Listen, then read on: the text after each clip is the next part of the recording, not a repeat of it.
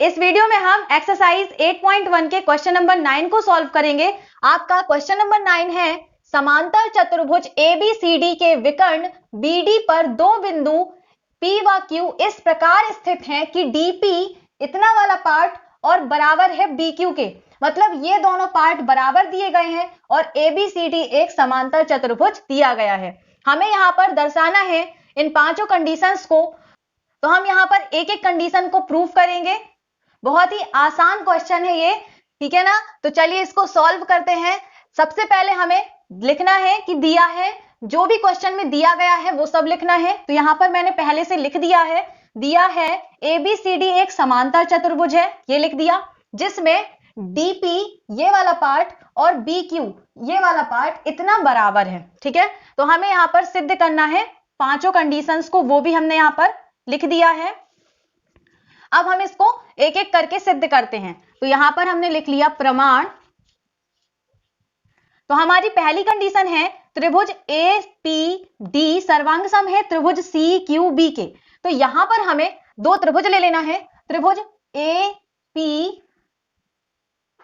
ये वाला त्रिभुज ले लेना है और CQB मतलब ये वाला त्रिभुज ले लेना है, और इन दोनों त्रिभुजों को हमें सर्वांग सम दिखाना है, ठीक है। तो चलिए सॉल्व करते हैं। हम लिख लेते हैं त्रिभुज APD व त्रिभुज CQB में हमें सर्वांग सम दिखाने के लिए तीन चीजों की जरूरत होती है, उनको हम बराबर दिखा देते हैं तो हमारा त्रिभुज सर्वांग सम हो जाते हैं। तो हम यहाँ पर कोई भी तीन चीजों को बराबर दिखा देंगे। देखते हैं यहाँ पर क्या क्या बराबर है। देखिए सबसे पहले इस त्रिभुज में DP और इस त्रिभुज में BQ, ये दोनों त्रिभुज हैं। इन दोनों त्रिभुजों में DP और BQ ये हमें पहले से बराबर दिए गए थे, DP और BQ। तो इसको लिख लेते हैं, DP बराबर BQ ये हमें दिया है। अब और क्या बराबर है, तो देखिए ये ABCD एक समांतर चतुर्भुज है, तो जो भुजा AD है और जो भुजा BC है ये सम्मुख भुजाएं हैं। तो समांतर चतुर्भुज की सम्मुख भुजाएं बराबर होती हैं, तो AD बराबर हो जाएगा BC। कारण में लिख देंगे समांतर चतुर्भुज की भुजाएं हैं, ठीक है। अब हमें तीसरी चीज और यहां पर बराबर दिखानी है। तो अब क्या बराबर दिखा सकते हैं, देखिए यहां पर जो कोण B बनेगा और जो कोण D बनेगा ये दोनों कैसे कोण हैं, एकांतर कोण है। कैसे, देखिए यहां पर ये हमारी समांतर रेखा AD है और ये हमारी समांतर रेखा BC है। समांतर क्यों, क्योंकि ABCD एक समांतर चतुर्भुज है तो समांतर रेखाएं ही होंगी उसमें। तो ये हमारी समांतर रेखा हो गई, और जो ये BD विकर्ण है ये इसको तिर्यक छेदी रेखा बन जाएगा। तो यहां पर जो ये कोण B बनेगा और जो कोण D बनेगा ये कैसे कोण होंगे, एकांतर कोण। यहां पर जब भी Z जैसी आकृति बनती है तो जो कोण बनते हैं वो एकांतर कोण कहलाते हैं और ये आपस में बराबर भी होते हैं। तो अगर हम कोण B वाले को एक नाम दे देते हैं और D वाले को दो नाम दे दें तो हम लिख सकते हैं कोण 1 बराबर कोण 2। यहां पर कारण में लिख देंगे एकांतर कोण, ठीक है। तो इस तरह से हमने तीन चीजों को बराबर दिखा दिया। देखिए यहां पर हमने क्या क्या बराबर दिखाया है, ये भुजा बराबर दिखाई, ये कोण बराबर दिखाया और फिर भुजा दिखा दी। तो भुजा कोण भुजा यानी साइड एंगल साइड सर्वांग समता से ये हमारे सर्वांग सम हो गए। तो जल्दी से लिख लेते हैं, त्रिभुज APD सर्वांग सम है त्रिभुज CQB में, कारण में साइड एंगल साइड सर्वांग समता से, ठीक है। अब हमारी दूसरी कंडीशन देखते हैं हम। पहली तो हमारी प्रूफ हो गई ये। अब हमारी सेकंड कंडीशन है कि AP बराबर CQ। तो देखिए AP भुजा कहां मिलेगी, इस त्रिभुज में मिलेगी APD, ये वाली भुजा देखिए यहां मिल रही ना, और जो CQ भुजा है वो हमें मिल जाएगी CQB त्रिभुज में, इस त्रिभुज में। हमें इन दोनों को बराबर दिखाना है।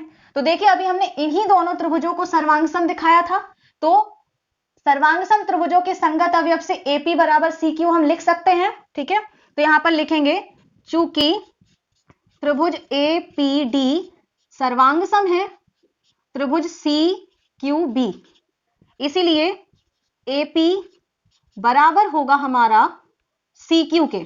यहां पर लिख देंगे CP CT से, ठीक है ना। इतना समझ में आ गया होगा ये दोनों ही त्रिभुज सर्वांग सम है, तो सर्वांग सम त्रिभुजों के संगत अवयव से यहाँ पर AP और CQ ये दोनों ही हमारे बराबर हो जाएंगे। तो इस तरह से हमने दोनों कंडीशन को सॉल्व कर लिया। अब हम देखते हैं अपनी तीसरी कंडीशन को। तो तीसरी कंडीशन को मैं यहां पर सॉल्व कर रही हूं, ठीक है।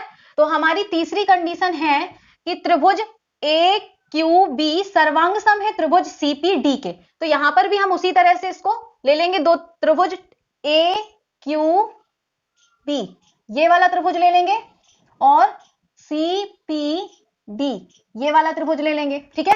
अब हम इन दोनों त्रिभुजों को सर्वांग सम दिखाएंगे। पहले हमने इन दोनों को दिखाया था, अब इन दोनों को दिखा देंगे। तो बस फिर से वही काम करना है। ले लेते हैं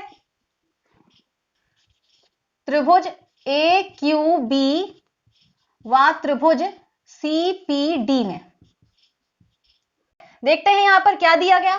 तो देखिए फिर से यहां पर DP इस त्रिभुज में आ रहा और जो BQ है वो इस त्रिभुज में आ रहा। तो ये फिर से हम लिख देंगे DP बराबर BQ, ये हमें दिया है। अब दूसरी चीज देखिए, AB जो भुजा है ये वाली और जो CD भुजा है ये भी बराबर होंगी क्योंकि समांतर चतुर्भुज की सम्मुख भुजाएं हैं। तो फिर से लिख देंगे यहां पर AB बराबर CD, ये हमारी क्या है, समांतर चतुर्भुज की सम्मुख भुजाएं हैं।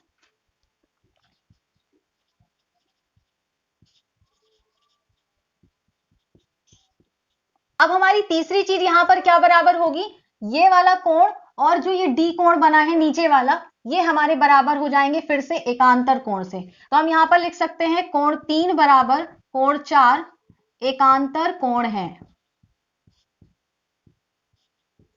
देखिए यहां पर कैसे बनेंगे एकांतर कोण, ये हमारी समांतर रेखा हो गई AB और ये हमारी समांतर रेखा हो गई CD, ये विकर्ण है। तो यहां पर ऊपर कोण बनेगा और यहां बनेगा, तो ये फिर से एकांतर हो गए। इसको 3 मान लिया और इसको 4 मान लिया। जेड जैसी आकृति बन रही है इसलिए ये हमारे एकांतर कोण होंगे और ये आपस में बराबर होते हैं। तो हमने तीन चीजों को फिर से बराबर दिखा दिया। तो हम कह सकते हैं कि त्रिभुज AQB सर्वांग सम होगा त्रिभुज CPD के। फिर से यहां पर भी दो साइडों को दिखाया और एक बीच का एंगल दिखाया, तो साइड एंगल साइड सर्वांग समता से ये हमारे सर्वांग सम हो गए। बहुत ही आसान है, बिल्कुल जैसे हमने पहले बार सॉल्व किया यहां पर उसी तरह से बिल्कुल यहां पर भी सॉल्व कर दिया। अब तीसरी चीज के बाद हमें चौथी चीज क्या दी गई है, यहां पर हमको AQ बराबर CP प्रूव करना है। तो देखिए AQ ये वाली भुजा और CP मतलब ये वाली भुजा, अब ये दोनों इन दोनों त्रिभुजों की संगत अवयव है।